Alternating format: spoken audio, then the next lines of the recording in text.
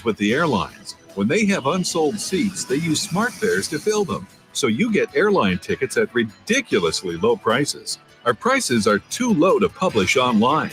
With the extra money you'll save, you can book another trip or treat yourself to dinner or shopping.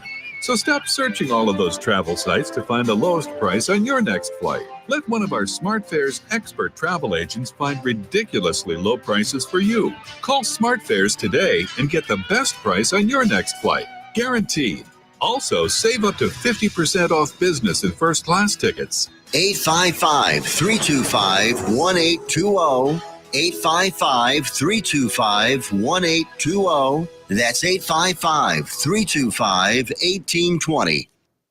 Have you ever met a single person in your life that enjoys paying taxes? No one does. If you can't sleep at night because you have a huge problem with the IRS, I've got some free advice for you. This service is strictly limited to individuals that owe the IRS $10,000 or more in back taxes. And if you qualify, we can guarantee that you won't be writing a big fat check to the IRS, or our services cost you nothing. The first 100 people that call today will get a free tax consultation worth $500. Stop worrying about your IRS problem. We can help you, we promise. Call the tax doctor right now. I mean right now, to learn more. 800-240-4587. 800-240-4587. 800-240-4587. That's 800-240-4587. Why have thousands of aspiring authors teamed up with Christian Faith Publishing to publish their book? Because Christian Faith Publishing is an author-friendly publisher who understands that your labor is more than just a book. We provide authors freedom and flexibility throughout the publishing process, professional book editing, award-winning design, and some of the highest royalty structures in the publishing industry. And as always, you will retain 100% of the rights to your book. I was looking to find a company that I could trust, one that assisted in the editing process completely. The most important qualities that I was looking for was a publisher who was honest and upfront, no hidden costs or fees, and owning the rights to my own work. Christian Faith Publishing will publish, market, and sell your books in all major bookstores, online booksellers, as well as specialty Christian bookstores. Call for your free author submission kit. 800-978-4812. 800-978-4812. 800-978-4812. That's 800-978-4812. Here's important new information from the Diabetes Solution Center for you, a family member, or a loved one suffering with diabetes. If you have lost your provider, or if you need a provider for diabetic supplies, you may qualify to receive your diabetic testing supplies now with little or no out-of-pocket cost, regardless of your age. All you need is Medicare or private insurance to be potentially eligible. Call the Diabetes Solution Center right now for details. Just takes a couple of minutes. Our friendly, knowledgeable agents will give you free, no-obligation information, handle all the insurance paperwork, and make sure your supplies are delivered directly to your door for free. Call U.S. Medical Supply 24 hours a day. 800-597-9323. 800-597-9323. 800-597-9323. Call right now. 800-597-9323.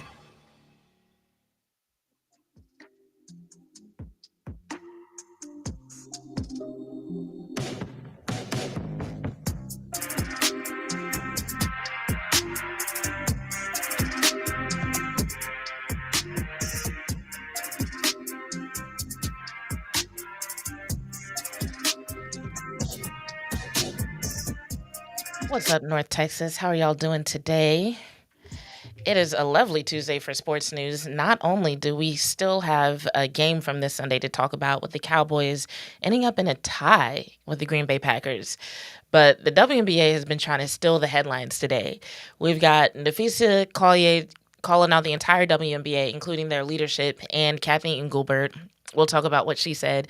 And then apparently the Dallas Wings have made a very surprising, but hopefully good move. We'll talk about what that move could mean and some of the rumors associated with it, mostly in the second segment. But in this first segment, we got to talk about your Dallas Cowboys. So we're going to hop right into that. But for those of you who may be joining us for the first time, this is Bitches Love Sports. I'm your host, Jazz Monet, and I'm here to talk all things North Texas sports, which today is mostly Cowboys and Wings. So, in case you've been living under a rock and don't watch anything concerning sports or the Dallas Cowboys, the Dallas Cowboys and the Green Bay Packers had a game that was supposed to tell us pretty much who won the trade. Who won the Micah Parsons trade? Did the Dallas Cowboys make a smart move by getting rid of him? Did the Green Bay Packers make a smart move by picking him up? It was supposed to kind of settle that entire debate. And what we got was a 40 burger on both sides. It ended in a tie. The Basement Boys in the building. Good to see you. Thanks for joining the chat. And the news is not Angel Reese, but it could open the door for Angel Reese. Basement is asking about the Dallas Wings news. But we're going to get there. But yeah, that game ended in a tie. And people have had a lot to say when it comes to how the Cowboys looked. There are some people who want to focus on the fact that Dak Prescott and the offense managed to look pretty good against a very good Packers defense, despite the absence of CeeDee Lamb. There are some people who are instead a little bit more focused on the fact that the Cowboys defense is atrocious. And I'm not just saying that from my perspective. I'm not just saying that because I'm critical of a couple of things that happened. Statistically, the news that has come out is that the Cowboys have the number 1 ranked offense in the NFL. And apparently the Cowboys also have the number 32 ranked defense in the NFL, which is bananas. It's almost like you can kind of look at the situation like the Cowboys' greatest opponent is literally themselves. When it comes to complementary football and two things balancing each other out, that's typically not what people are referring to. That's not what we want to see. We don't want to see the top offense in the league have to balance out and make up for the worst defense in the league. So we'll talk about that. And if you have any questions about that in particular, I want you to drop them in the chat because there's something else that a lot of people were talking about on social media that I want to get into. So we're going to get into a little bit of the read and react of this show a little bit early because I want to read something to you guys. And what's up, Vach? It's good to see you in the chat. And anyone else who happens to be watching right now, please say hi. Hit that like button for me. And if you're not subscribed already, please do so. So here's what I want to read to you. And I want y'all to see if you can figure out which Cowboys player I'm talking about. This is from scouting reports. These are excerpts from scouting reports before this player was drafted. And if you paid attention to my thumbnail, just like hold on to that clue. But here's what it says. I'll read you a couple of pieces of this. It says, this player is athletic and instinctive. He's a linebacker with excellent speed, a high motor, and violent tendencies when tackling and rushing the passer. Weaknesses include tackling technique, over pursuit, and a lack of patience. Projects as versatile, but smaller frame and issues with functional strength against blockers limit effectiveness against the run. There's another scouting report that says, this is a review of his college career. It says he did not play a lot of Mike linebacker, although the Cowboys possibly drafted him to do so.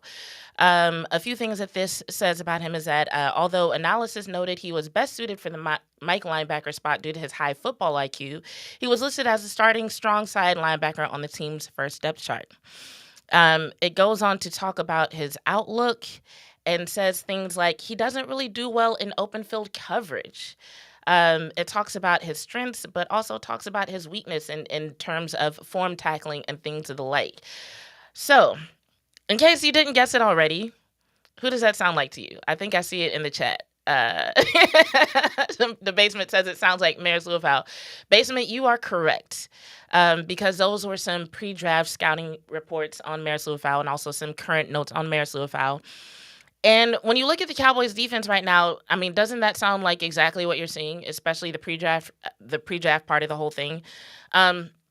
And the reason why I'm bringing that up is because when it comes to Marist Liufau and discussions on him, there were a lot of people who were really disappointed in what they saw from him this weekend. Not only in the unnecessary roughness call, that was kind of a big deal. That one took me aback.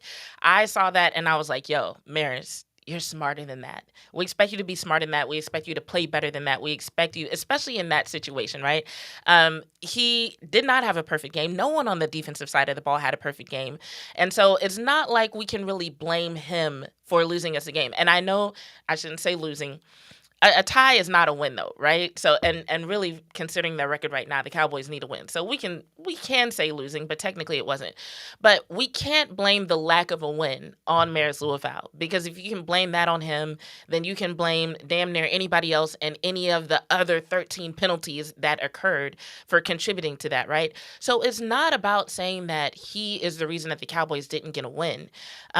It's really about the fact that people expect him to be smarter, especially in that situation, because what was happening was they were on 2nd and 7, and with the running back dropping the ball, it set the Packers up for a 3rd and long situation. It looked like the Dallas Cowboys defense might finally be in a situation where they could kind of slow down this offense and keep them off the scoreboard.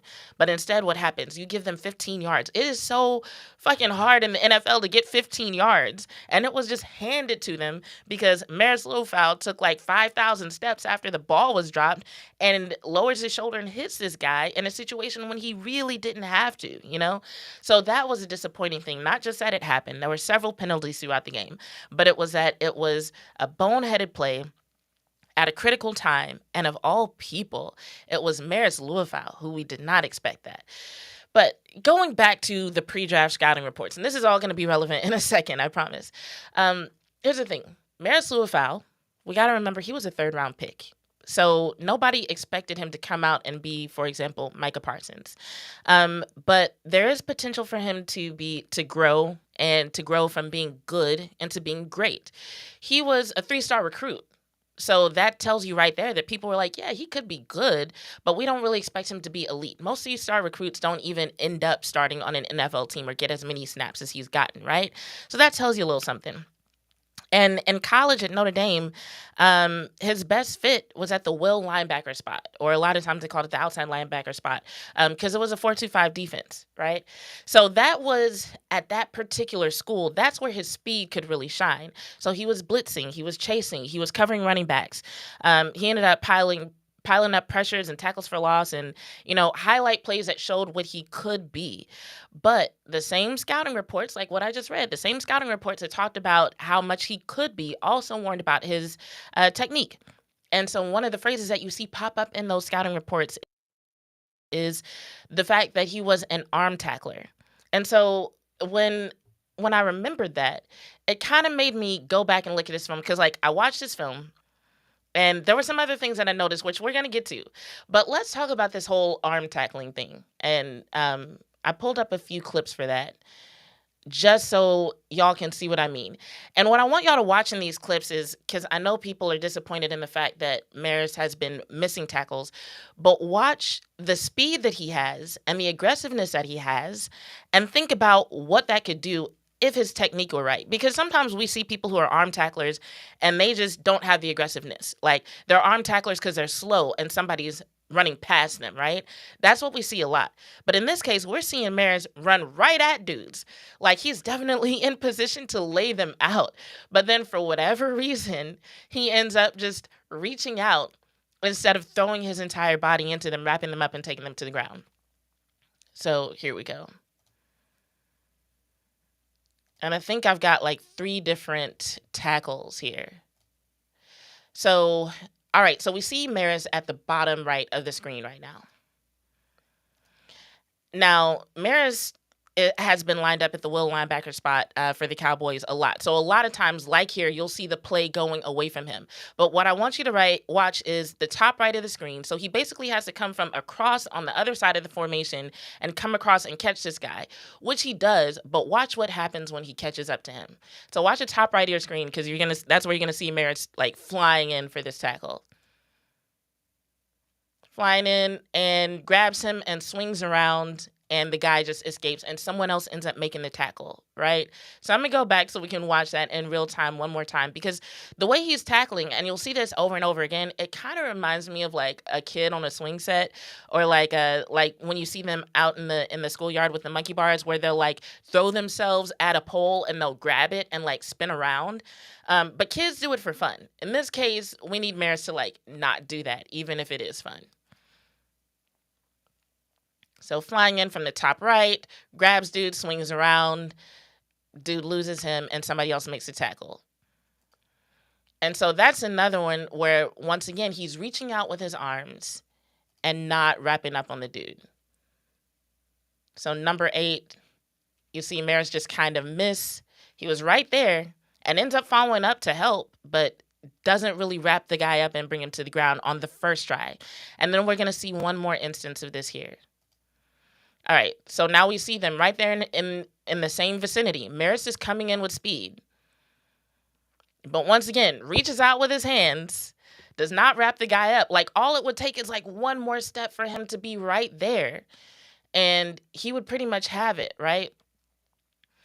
The basement says he can't agree with the arm tackling. So tell me where you disagree, the basement. Tell me where you disagree with that, and we can talk about it. So, but moving on from there, because that's like really one of the more minor issues. But what we're seeing here is the opposite of form tackling, whether you want to call it arm tackling or something else. We're not seeing him use his hips, shoulders, and arms together and drive when he catches up to these guys. Because like I pointed out, he's right there. He's coming in with speed. He's catching up to these guys. But so many times, he's not actually grabbing them. He's not actually wrapping up on them and holding them and taking them to the ground. And so then on the flip side, you get moments like this. And this was kind of the hit heard around the world. It's one of the most popular clips that's been shared of him from this weekend. So this was something that happened on special teams, but like, I'm pretty sure you could hear this hit up in the nosebleeds. I'm going to play it one more time. He runs straight into this guy and lays him out. But still, although he puts the guy in the ground, he's still not actually putting his arms around this guy. So it's like, we like the hit, we like the force, we like the fact that he's getting the guy to the ground, but he's still not really using great tackling form there. That's just a situation where his aggressiveness, his speed, and his intensity happen to get the job done. But that's the thing. So hits like that are the dream and the problem at the same time. Because what a lot of Cowboys fans are seeing is they see the violence, they see the speed, and they see the potential. And in that case, you see the finish. But in a lot of cases, you don't see the finish. And that's where the debate about Marist Liufau starts. You see a player where scouts looked at him and said, okay, so that's a Mike linebacker. Like we see that. And that's not just recently. That's not people looking at needs of the Dallas Cowboys and saying Marist Liufau could be a Mike linebacker. You can look at articles from last summer, training camp of his rookie year, and there were people speculating that he would end up being a Mike linebacker. There were people saying that Eric Kendricks was going to train him and that, he was going to be the Mike in waiting. That's part of the reason why he was given the green dot responsibilities, because that's what a lot of people saw in his future.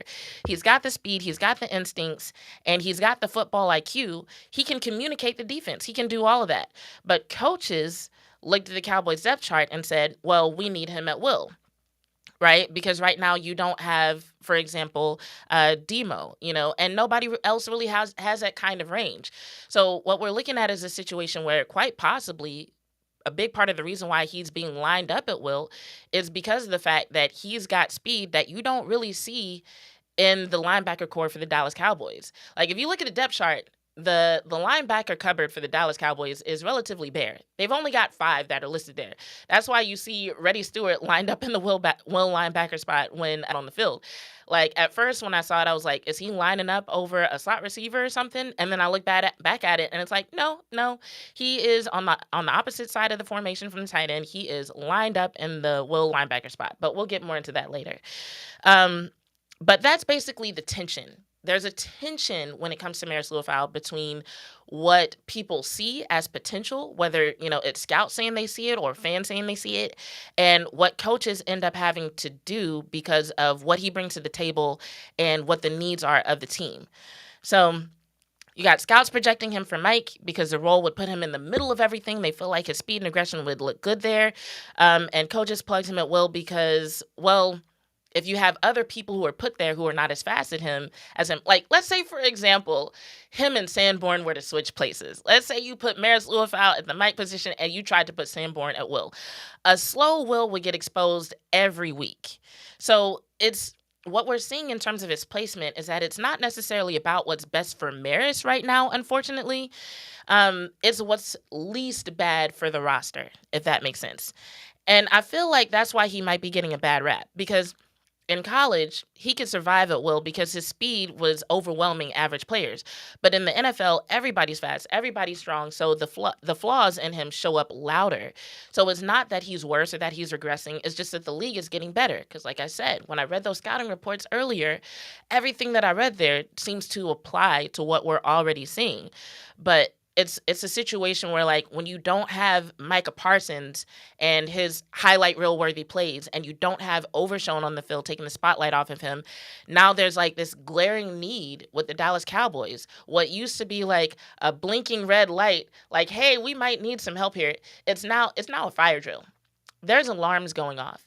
And so now, because there's such a great need for a player with the traits that Marist Liufau has, the fact that he's got those traits but still not showing up in important moments, there's a spotlight on that now because there's nothing else to put the spotlight on. But let's go back to comparing him to Jack Sanborn for a second. And I'm kind of doing this for JV, who I don't know if he's watching, but I haven't seen him pop up in the chat.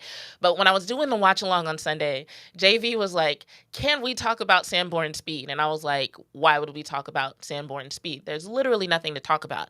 But this is a situation where it comes into play because, like I said a couple of minutes ago, it's like people might say that they don't like Marist Liufau at the will linebacker spot. Why? Because he's got the speed, he's got the aggression, but most of the time the play is going away from him. So he's not even in a position to use it. I just showed y'all 3 instances of him arm tackling, right? But if I were to show like every snap of Marist Liufau, which he got more in week 4, yay. But if I were to show you every snap of Marist Liufau, you would see more snaps of the play going away from him. So he's not even in a position to make a play. You would see more of that than you would see of the arm tackles. So that's why I said when it comes to the issues with Marist Liufau, it's bigger than just the arm tackles. Is that something he needs to work on? Absolutely. Does he need to work on shedding blocks? Absolutely. But so often, we're not even getting to see his skills and what he would do in certain situations because the play is going the other way.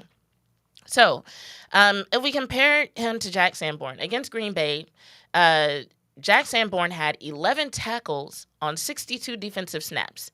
Now, on paper, that looks fine. 1 tackle every 5 to 6 plays. That is decent for a lot of linebackers, right?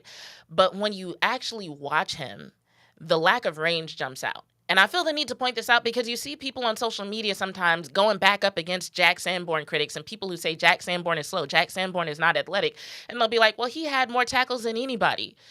Well, he's a fucking Mike linebacker, so he's seeing more action than anybody. So, I mean, this is what you get, like 11 tackles, 62 defensive snaps. That's not great. That's not elite. That's average. That's okay. So because he's in the middle of everything and he's not having to fly sideline to sideline, yes, he is in a position to make plays. And his tackling technique is decent most of the time. I could actually show you a few instances of him wrapping up on a guy and taking him to the ground. So, he knows what he's doing whenever he does get to the guy. But if you didn't put him there, if you put someone else at Mike, where would you put Jack Sanborn? You can't put him at will because I feel like if you did that, you would just see offenses running weak side all night. All night. That's what they would do. Whoever's in that position has to be able to scrape across the formation, dodge traffic, and still beat the back to the corner, right? And so that requires range, which Sanborn doesn't seem to have. And if you don't have that, then that's when you see situations where a 4-yard run turns into an 8-yard run. And that's exactly what we don't want.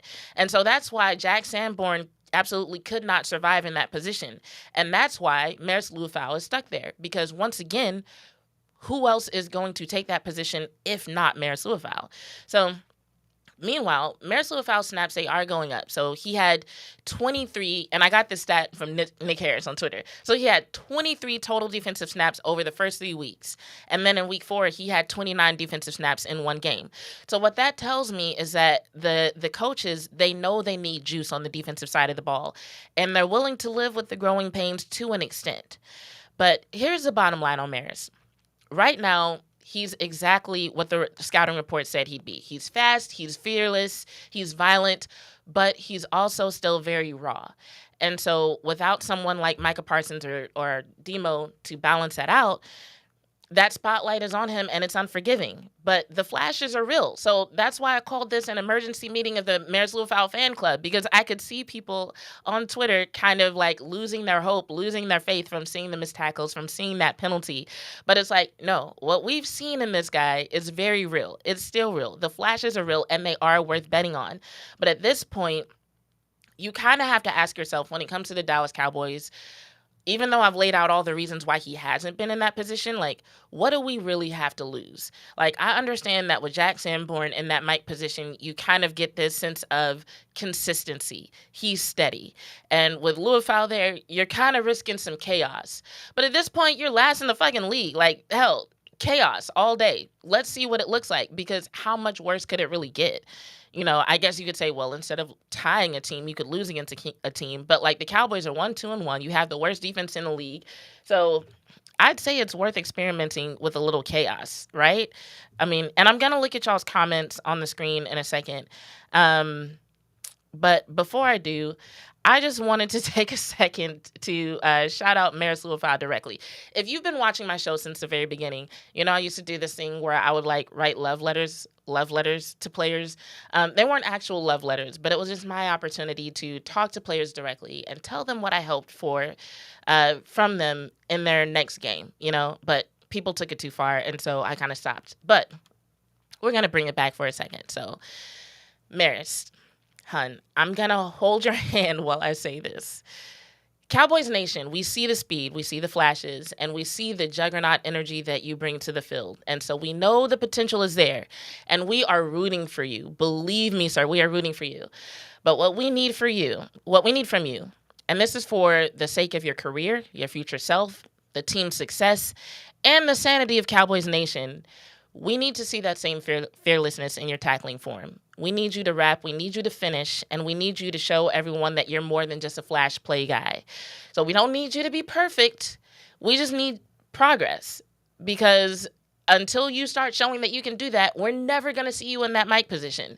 That is the thing that's keeping you off the stat sheet and keeping you out of the mic position. So nothing would please the Marist Liufau Fan Club more than watching you grow into the linebacker that we know that you can be. So for me, for all of us in Cowboys Nation, please, please, please, please work on that. All right. We got a few minutes left in this half, so let me see what y'all are saying in the chat. So the basement says, so are you saying Sanborn is a placeholder for Demo? So Demo actually did really well at will. So I don't know if Sanborn is a placeholder for him, but I do think part of the reason why Sanborn is getting so many snaps is because he's still out. I think that's why you hear Jerry Jones saying things when people ask him about getting help for the defense. He says things like, well, you know, Overshown is going to be back. Now, I do feel like bringing him back in time to impact the season really would be rushing him, so we'll see how that goes. But if they had Demo or someone like him, I think it would be a lot easier for the Cowboys to move Marist to Mike. So that way, and it's like, we don't know for sure that would be the key to success, right? Because like I said, you know, he's still got to get that technique right. Like, we still, like, his speed and aggressiveness would be able to be used, because like anyone who's planning to block him would have to make those reads a lot quicker, right? So that would be an advantage. But at the same time, he'd still have to work on his angles. He'd still have to work on his technique and form tackling, right? But if Demo were healthy, for example, it would be a lot more feasible to be like, let's see what would happen if we put Demo at will and then we move Marist to Mike. Right now, if you move Marist to Mike, like I said, who are you going to put at will that the opposing offense won't take advantage of every single fucking week, right? So that's really what I'm saying right there.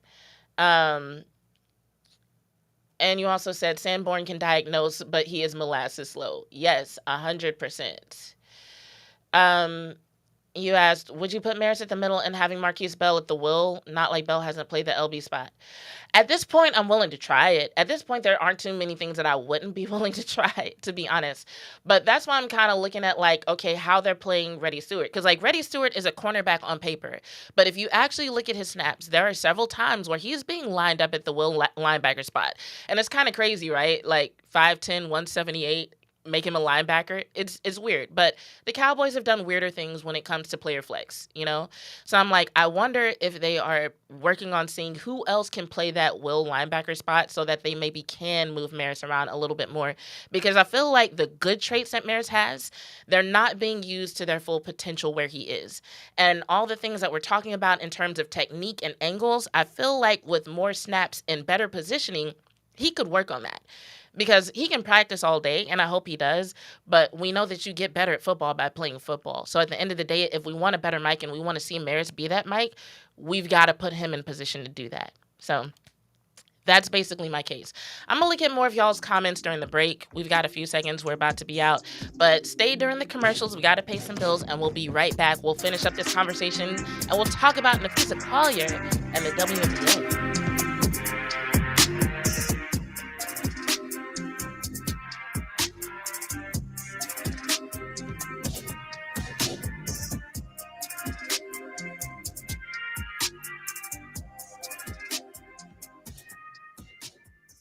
Let's be honest, wheelchairs are heavy, bulky, and ugly. If you carry a wheelchair in your car to take care of a loved one, you know how hard it is getting that clunky, old-style wheelchair in and out of your car. Introducing the Feather Chair Wheelchair. At 13 pounds, it's the world's lightest wheelchair. It folds in seconds and fits neatly in your trunk, backseat, or closet, so you can take it everywhere. And it's only available right here. Order yours today and get a free wheelchair case, a $50 value, yours free. The Feather Chair. The world's lightest wheelchair is just $4.99 with easy payments as low as $16 a month. Sorry, no Medicare or insurance accepted. So call right now to order yours. 800-823-5826. 800-823-5826. 800-823-5826. That's 800-823-5826. If you are trying to quit drinking or doing too many drugs, listen to me. You don't know me and we'll never meet.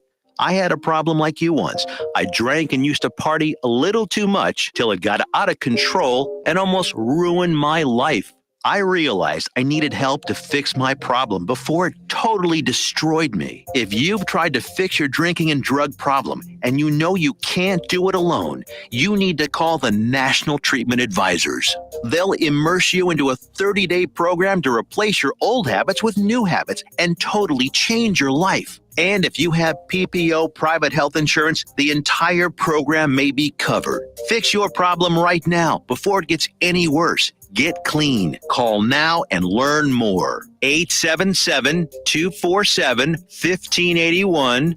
877-247-1581. 877-247-1581.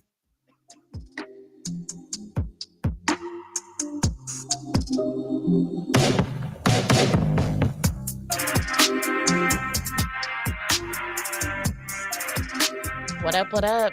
We are back for the second half of Bitches Love Sports here on NTX Radio. And I want to highlight one question that I saw in the chat, or more of a statement / question. It's from Tyler, who's in the chat and says, for me, what he can be, referring to Marist Liufau in case you missed the first half, what he can be depends on the defensive identity. Quiet as it's kept, lots of defenses don't have an identity. Like if it's a risk-reward defense, he can shine. So I'm glad that you pointed that out, Tyler, because a lot of it does depend on the defensive identity. And that's kind of what I was getting at when I was saying, if you move Marist Liufau out of the will linebacker spot, where would you put him? Because while we would love to, say like, oh, yes, our defense has this great aggressive identity because Eberflus came in and installed this attack front defense, yada, yada, yada. That's not really what it looks like. What it looks like is that the Cowboys are low on linebackers, and so they got to put somebody there because who else are you going to put there? Like, so far, for the most part, it's been Marist Liufau and Reddy Stewart. And in some cases, I'm trying to think if they've used any other formations, but I would have to go back and look. So let me not say anything that turns out not to be true. But yes, where Marist is being lined up does seem to have more to do with the traits that he has and the fact that nobody else can really replace him than any notion that it's actually what's best for him or for the defense. It's not like, okay, this is the best option. It's more like, right now, this is the best we can do. Right now, with so many people injured, this is the best we can do. That's how it looks. So if you want to call that a defensive identity, you could say that's the defensive identity of the Dallas Cowboys. It's like, this is all we got. This is the best we can do right now. And that's their identity because that's how they're playing. That's how they're deciding who gets snaps and where. And that's what's going on. Because it's like, people have gripes. I talked about Sanborn, but people have gripes with Kenneth Murray as well. But it's kind of that same situation where it's like, okay, if you look at Kenneth Murray or Jack Sanborn and you were to put them somewhere else so that another person could be the Mike linebacker, someone who's fast and aggressive and still has football IQ like Marist Liufau. But if you were to put them in one of the other positions, what would that really look like? Kenneth Murray's not lining up at Mike, so we kind of seen what it would look like with him. But, imagine, once again, Jack Sanborn at the will position, and what that would look like. Not great. Not great. So, yeah, they're doing the best they can do with what they have until some very important players are available to play again. The Basement says, I like Murray. He just needs time. I'll take your word on that. I'll admit I haven't watched a lot of him. I don't know a lot about him. I only know what I've seen so far, and I can see that, based on a lot of the criticism he's getting, a lot of people feel the same way. So, all right, moving on from that. This is a time in my show where I normally do a little bit of read and react, where I'll read a newspaper article or something that I saw online and I'll react to it. It's usually something from somewhere else around the sports world. But today I'm going to let you listen to Napheesa Collier read the hell out of Kathy Engelbert and the WNBA, and we'll respond to that.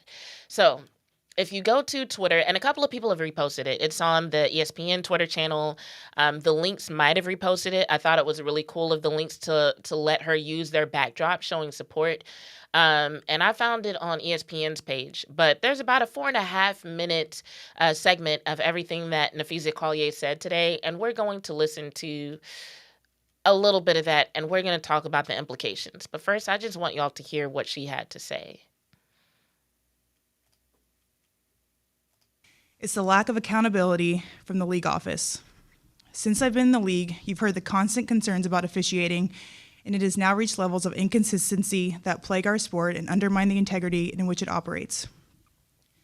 Whether the league cares about the health of the players is one thing, but to also not care about the product we put on the floor is truly self-sabotage.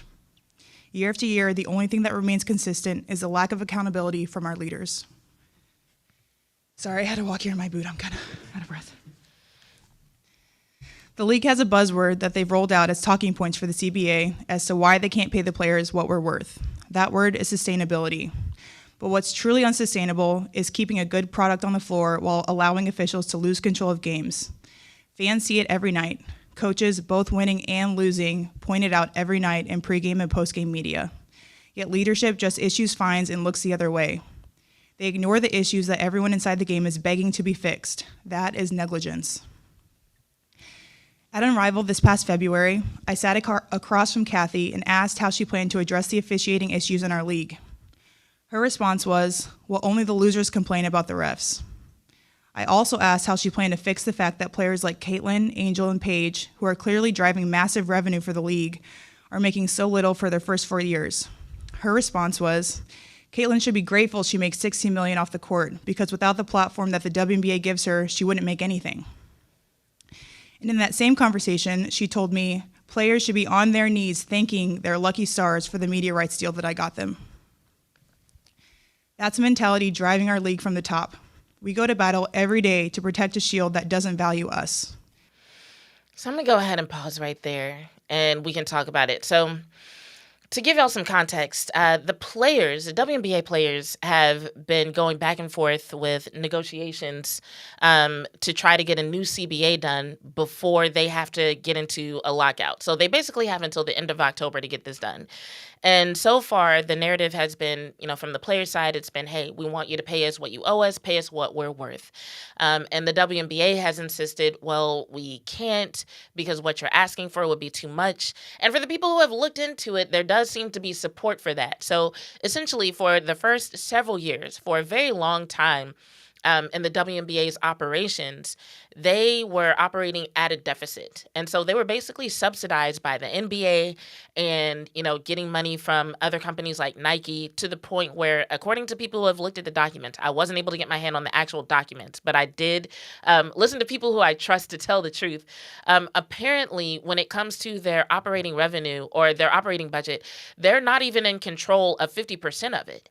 So if you look at a league like the NFL, where there's a certain amount of revenue, which is most of the revenue that the NFL gets, and then that's split in half, and half of that goes to the player salary cap, and half of that stays with the NFL.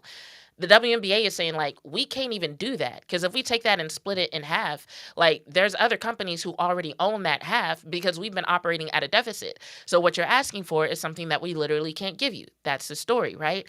And so that would be a reason to say, no, we can't do that. No, we can't pay you that. No, we have to push back.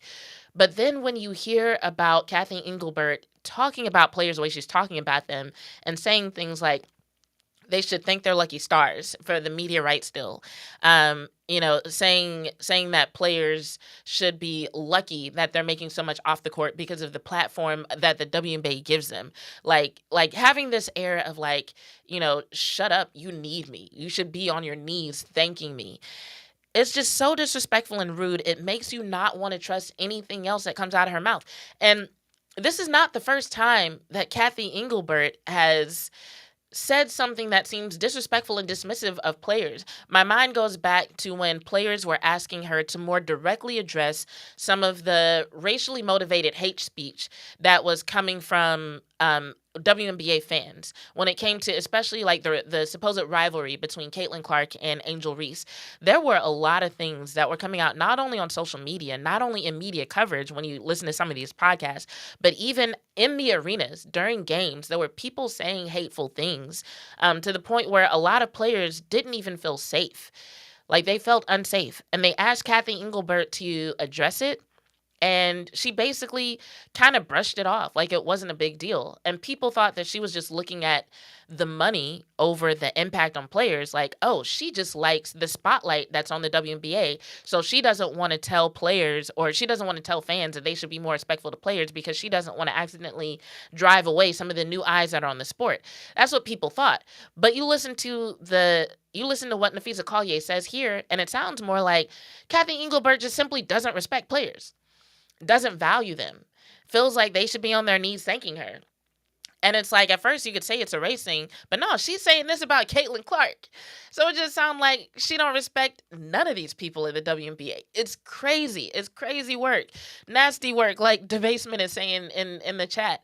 And so the timing of it is just really unfortunate because I feel like it's going to make it really hard to actually get these negotiations done because now you've got players who are disappointed in what they're getting, and now they don't trust you. Now you're in a situation where the WNBA might have to find someone else to put in Kathy Engelbert's position if they want to make any progress on this new CBA. Otherwise, you're looking at a lockout, and a lot of the players don't really seem to care. It's interesting timing, but Unrivaled did start rolling out their marketing and the player profiles for their upcoming season.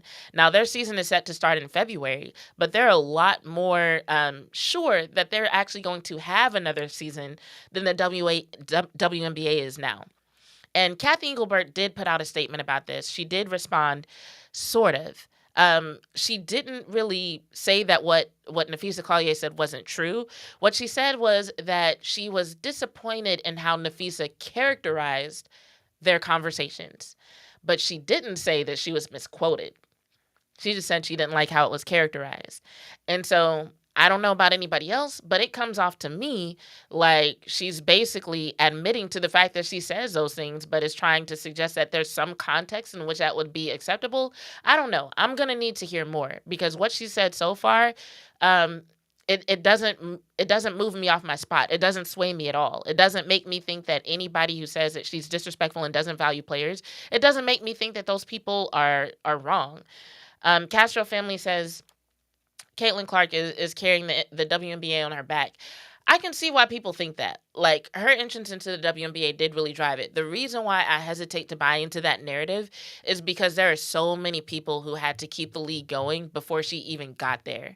You know what I'm saying? So I hate to make it sound like the WNBA only exists because of Caitlin Clark, but at the same time, I do want to acknowledge what she's done for numbers recently, but I do think we also need to acknowledge what other people have done for the WNBA as well.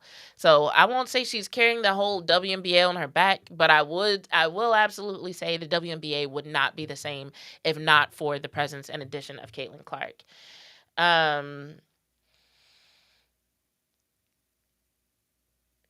So yeah. But anyway, I do also want to talk about what the Wings did today. And I don't know if there's any connection between these moves. It kind of feels like they should be connected, just with the WNBA making headlines, and then you turn around and the Dallas Wings are also making headlines. But now I can finally answer your question, Debasement. If you didn't see it already, the Dallas Wings decided to fire Coach Chris Koklanis, which is really wild because it didn't seem like it was going to happen. There are players who literally left the team because of the fact that, they just couldn't really seem to find chemistry with Coach Koklanis. And if you watch a couple of weeks ago, I had Kay Lou, who does a lot of great work on the Dallas Wings, and we were even talking about the fact that the Dallas Wings are in a great position in terms of salary cap and in terms of the fact that they basically got rookies leading the team. So, the whole idea of, okay, we need to build around these guys. We need to kind of make some moves to establish chemistry, even if it does feel like kind of a rebuild. That all seemed acceptable, except there was this question of, okay, who can we bring in that will actually respect Coach Chris Koklanis? Who can we bring in that can actually find chemistry with him, And so now it looks like that's a non-issue. Now it looks like that's something that the team doesn't have to be concerned about. But the next question is, who exactly is going to take his place? And so there's a lot of names that are kind of floating around out there. Hold on, I'm looking at some of the more recent rumors just to make sure that I didn't miss anything or see if there's been any response to the rumors that I have heard. And it doesn't look like there are. But anyway, right now, one of the leading rumors that I've seen is this idea that the Dallas Wings might make a move to get Coach Sandy Brondello. So Sandy Brondello is a coach that led the New York Liberty to a championship in 2024. And even without some key players, they had some really bad injuries in 2025, but they still ended up making the playoffs. They got eliminated in the first round, however, and Sandy was fired. But, I mean, everybody respects her as an amazing coach, phenomenal coach. And so now, there are rumors floating around that the Dallas Wings are like, hey, we might try to get Coach Sandy. So not only did she lead the New York Liberty to their championship in 2024, but Sandy Brondello also is the head coach of the Australian women's national team. So, she's an Olympian as well.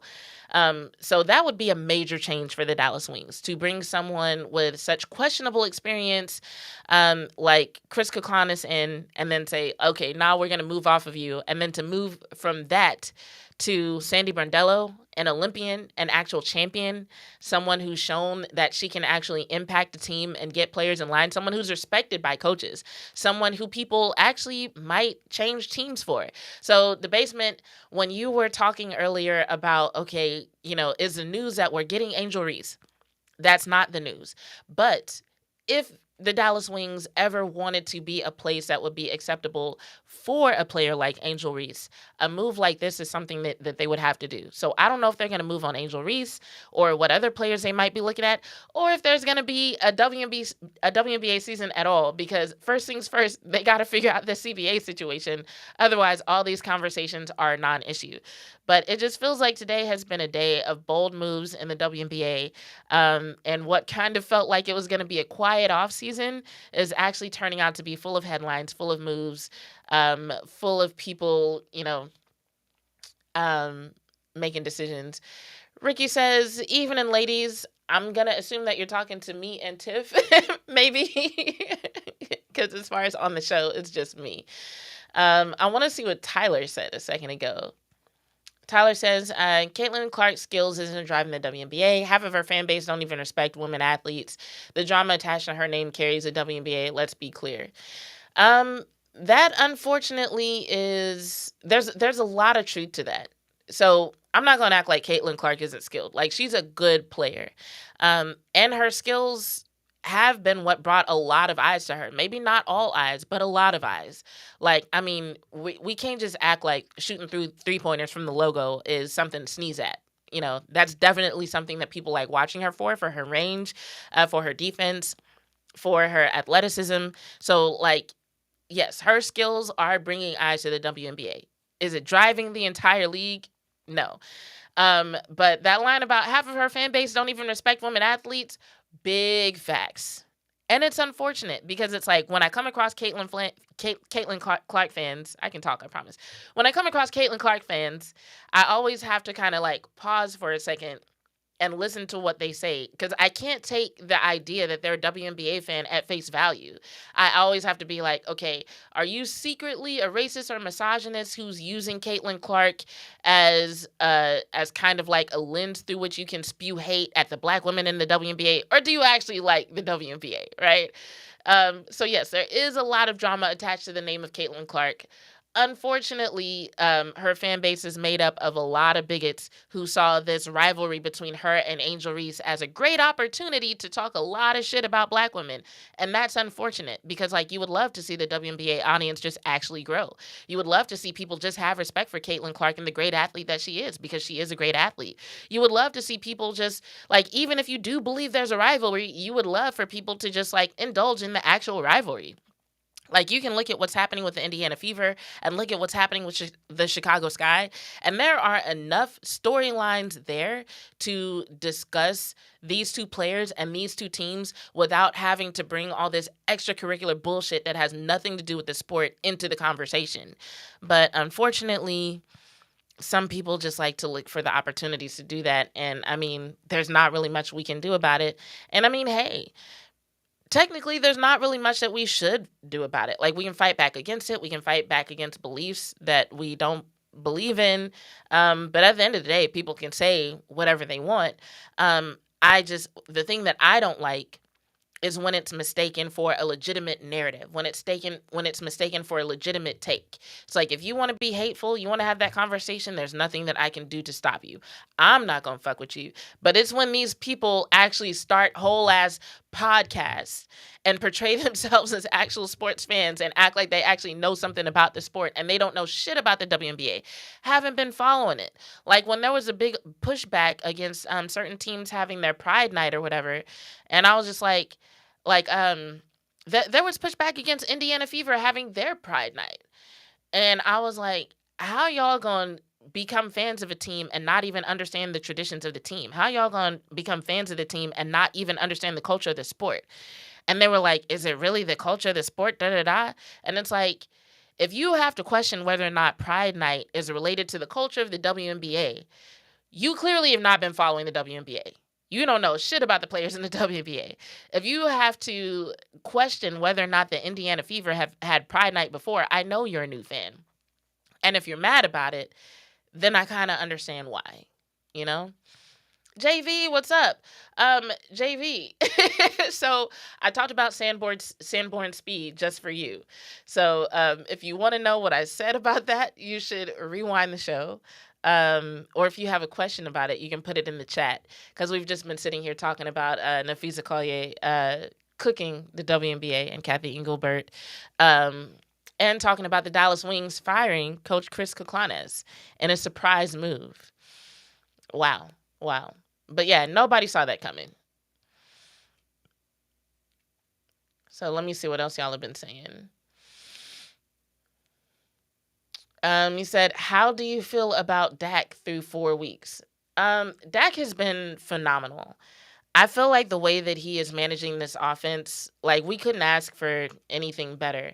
Um, so I'll say this. When I heard that in the offseason he was working on his breathing techniques and breathing exercises and stuff, it made me wonder if in the past he had struggled with anxiety, because when it comes to like using breathing to improve performance, that is usually something that's recommended for people who deal with anxiety or just some sort of like mental health issue, right? And Dak has been a big advocate for mental health and mental health care for a long time. So it just made me wonder if that's something that he struggled with and if that was affecting his performance. But whatever was going on, the breathing exercises are working, because like I'll admit, at the beginning of the Green Bay Packers game, I felt like they were calling it a little bit too conservative. I felt like they weren't opening up the playbook enough. They weren't doing enough to win against a defense like what Green Bay brings to the table. But like by the end of the game, they were running some awesome plays. It was great play calling. And the way that Dak is spreading the ball around and using all of his weapons, I just have to commend him for that. Because, like, you look at that Green Bay game, and people talk about the fact that, Micah Parsons technically got no sacks. That 1 sack in overtime is counted as a sack. But a lot of people, using the eye test, they're not counting it as a sack in that sense, right? But a lot of that was because Dak was very aware, and he was getting that ball out quick as hell. There were so many times that I'm like, Micah Parsons was so close to this man. I bet Dak could hear him breathing. You know what I'm saying? Dak could feel the air coming out of his nasal passage. I'm sure of it. But he was getting the ball out, and that takes so much awareness, not only of Micah Parsons, but also of where your targets are and who else might be coming at you. What's going on with your offensive line? And so you can just kind of watch him and know he's processing all these things at one time and still finding targets that, if you look at paper, he's not really used to finding. Because in the past, he's been very used to relying on CD. Like when he was healthy and CeeDee Lamb was healthy, like CD was a big bulk of the offense. But now, he's finding that chemistry with George Pickens. He's finding Flournoy in traffic. He's making Jalen Tolbert look really good. And it's like Jalen Tolbert has had his moments in the past where he shines. But when you think about a situation where that Dak was in, when he got that really long ball off to the corner, and Jalen Tolbert, did the whole toe tap thing, that's a situation where you see that ball get launched in the air, you don't automatically think it's going to Jalen Tolbert. And it's like Jalen Tolbert did his part, coming back to the ball, making sure he made the catch, got his toes down, secured the ball, all of that, right? But like for Dak to even have the wherewithal to even launch that ball down there and not chicken out. Because let's be real, there are some quarterbacks who would chicken out in that situation. There are some quarterbacks who would look at what they have on the field in that situation after they've been running around. The O-line is a mess. The pocket is gone. And he's literally got someone coming at his torso. And there are a lot of quarterbacks who would have tucked the ball, taken that sack, and it would have just been a tackle for loss, right? But instead, we see Dak Prescott being like, no, I'm going to trust my targets. I'm going to trust the chemistry that I built with Jalen Tolbert. And I just feel like that, the athleticism he's shown, the leadership he's shown, I feel like it's phenomenal. Yes, exactly, Basement. That was a trust throw. Let's see. JV said, Hoodie, I got the ad when you typed. I don't know what you're talking about.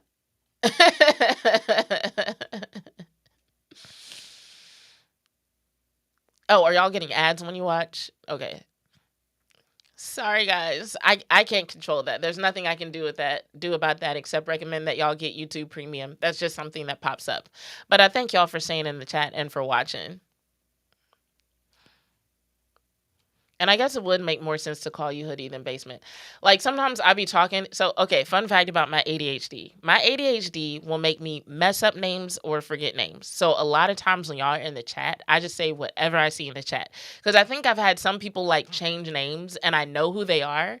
But it's like, I'll just read whatever's up there. You said Micah beating on our O-line is typical. I'm used to that part. Oh man, no, Micah actually technically didn't do terrible. And I do believe that he still has some issues with his back. So I'm not gonna say Micah did bad. And Green Bay is a good team. That was a good game, but a tie. Anyway. We've got a few seconds before I got to get out of here. So if you popped up at the end, please go back to the beginning and leave your thoughts about the Marist Liufau discussion in the chat or in the comments. I'd love to hear your thoughts. Hopefully I get back to going live on Wednesday nights again tomorrow night. But yeah, if I do, then we'll finish this conversation. And I want to tell y'all something interesting that I heard in Brian Schottenheimer's last press conference that I really want to talk to y'all about. But until next time, this has been another episode of Bitches Love Sports. I'm your host, Jazz Monet, and I'm out.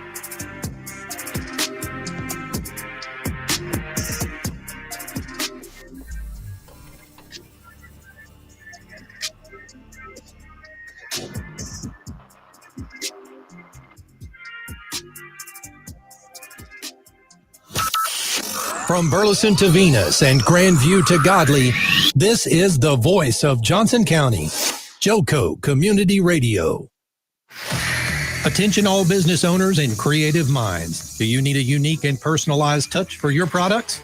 Look no further than Romika Laser Engraving and Custom Designs. I'm Ron Phillips, co-owner of Romika Designs. We offer custom laser engraving services for a variety of products, including promotional items and corporate or personal gifts. With state-of-the-art equipment and a team of skilled designers, we can engrave intricate designs on virtually any material. Whether it's a special message